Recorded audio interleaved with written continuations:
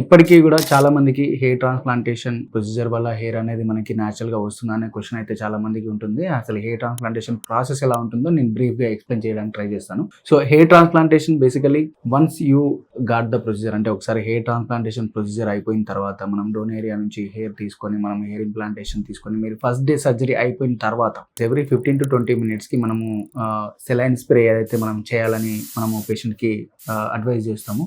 So ఈ saline spray ఎందుకు అంటే మనకి ఎప్పుడైతే మన గ్రాఫ్ట్ అనేది మనం మన బాడీ నుంచి మనం తీసేసిన తర్వాత ఆ న్యూలీ ఇంప్లాంటెడ్ గ్రాఫ్ట్ అనేది మనం ఇంకా బాడీకి కనెక్టెడ్ అయి ఉండదు. కాబట్టి మనము ఎక్స్టర్నల్ గా దాన్ని డ్రై కాకుండా ఉండడానికి అండ్ అది సర్వైవల్ తీసుకునే వరకు టైం వరకు మనం కొంచెం దానికి ఎక్స్టర్నల్ గా న్యూట్రిషన్ సప్లై ఉండాలి. కాబట్టి మనము సెలైన్ అనేది స్ప్రే చేయమని మనము రికమెండ్ చేస్తాము.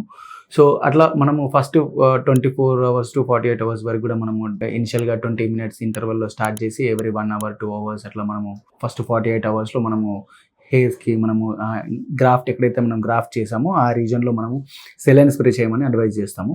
పేషెంట్కి మనము రీకాల్ చేసి మనము we will check for the healing and we will try to examine any abnormalities are there and ఏమన్నా మనకి ఫాలోఅప్ చెకప్ అనేది చూసి ఒకసారి క్లినికల్గా కూడా మనం ఏమన్నా స్కాబ్స్ కానీ లేకపోతే ఏమన్నా బ్లీడింగ్ స్పాట్స్ కానీ ఏమైనా ఉంటే ఎగ్జామినేషన్ చేయడం జరుగుతుంది.